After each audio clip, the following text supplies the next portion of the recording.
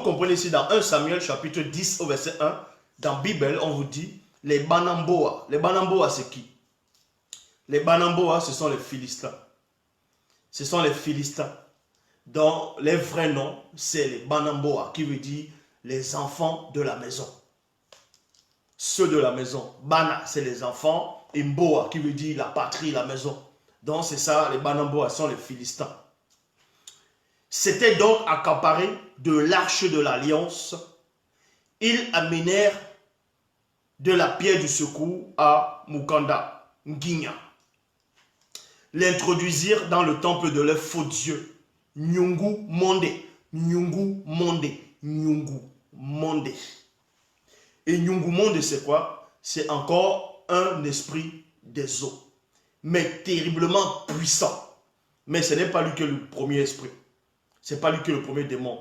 Nyungu Monde, c'est un démon terriblement puissant que les non-initiés de Banamboa rendaient culte.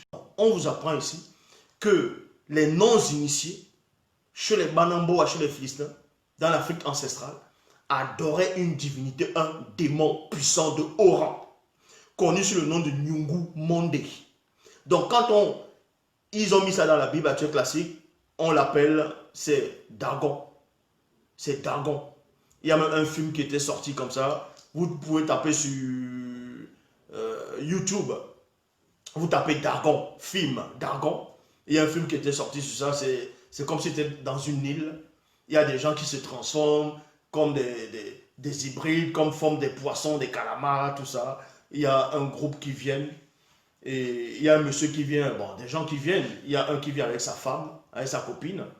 Et à la fin, la copine, là, elle apprend qu'elle fait partie de la race de ces gens-là, la fille de Dagon. Donc, Dagon, la description de Dagon, c'est quoi? C'est un démon en forme d'anguille. Vous avez déjà vu les anguilles, non? Les anguilles, tu vois, comme les poissons là qui glissent, qui frappent l'électricité. Oui, Nyungu Monde, c'est un démon en forme d'anguille. Maintenant, il y a la race des Nyungu. Il y a la race des Nyungu. Maintenant, dans la langue Douala, la langue qui est la langue originelle, Nyungu a plusieurs sens. Maintenant, c'est dans le dialogue, dans la conversation, qu'on va savoir de quel Nyungu on fait allusion. Nyungu peut représenter un drapeau. Voilà, ça, c'est pas ça. Maintenant, il y a Nyungu qui va aussi représenter ce que vous appelez l'arc-en-ciel. Vous voyez, l'arc-en-ciel. Maintenant, l'autre Nyungu, même, c'est dans la langue Douala, c'est un monstre marin, dans un gros serpent mythique. Un gros serpent mythique. C'est ça Nyungu.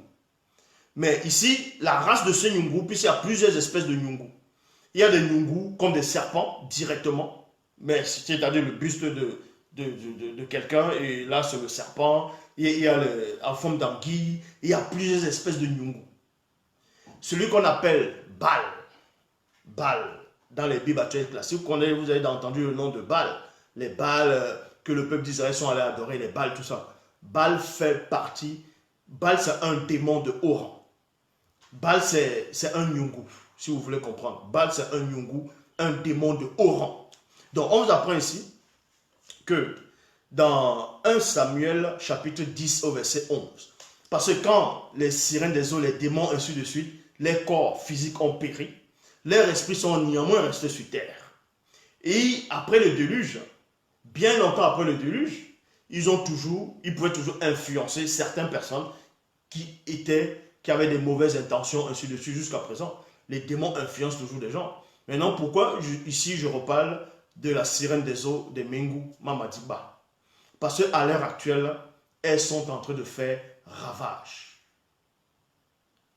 Elles sont en train de faire quelque chose de terrifiant en ce moment. Les sirènes des eaux, elles viennent en force. Elles reviennent en force. Vous voyez facilement les femmes, elles se décapent les peaux, des faux ongles, les tissages, les extensions, les trucs. Ça, c'est la séduction. Et il y a des sirènes des eaux derrière, les Mengu. Il y a aussi maintenant ce qu'on appelle, deux fois ce qu'on appelle en Afrique, les maris et les femmes de nuit. les maris et les femmes de nuit ne sont pas forcément les sirènes des eaux. Là, on va aller plus en détail. Donc, elles sont là actuellement en train de sévir, en fait, en train de faire du mal à l'heure actuelle. Et on vous dit ici, dans Juge, donc durant les époques, ces esprits-là ont continué à séduire, à faire du mal, à vouloir extirper les gens de l'antique, c'est-à-dire de la source originelle, en fait de les introduire dans l'anti-vérité. C'est pour cela qu'on vous dit ici, dans Juge, chapitre 2, verset 3, dans la Bible, ils abandonnèrent donc le verbe de Loba pour adorer les Nyungu. Les Nyungu. Et les Lembes. Et les Lembes. Lembes, c'est qui? Lembes, c'est les Astartés. Astartés. Et les Astartés, c'est quoi? Les Astartés, c'est toujours les démons. C'est une race de démons qu'on voit constamment avec les démons Nyungu. C'est-à-dire avec la race des Baals. Et Astarté dans la mythologie, c'est-à-dire dans la Babylone antique, chez les non-initiés rebelles, Astarté, c'est Ishtar. C'est Ishtar, la déesse mésopotamienne. La déesse mésopotamienne, c'est une démone de haut rang.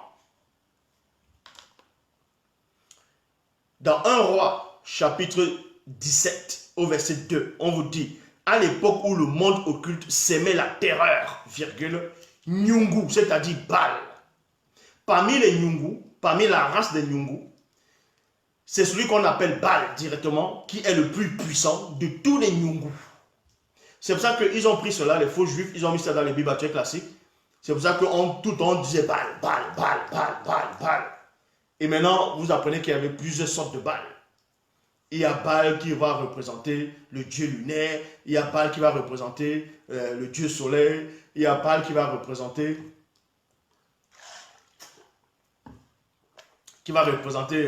les mouches, dont d'autres vont dire Belzébul, ainsi de suite. Donc, on vous dit ici, dans 1 Roi chapitre 17 au verset 2, à l'époque où le monde occulte s'aimait la terreur, virgule, Nyungu, c'est-à-dire Baal, ordonna au Mingu, parce que le pluriel des sirènes des eaux, en langue douala, on dit Mingu, et le singulier c'est Jingu. Mingu Mamadiba, d'aller asservir spirituellement tout jeune garçon issu de la race originelle pour les empêcher de marcher selon la loi du verbe de Loba.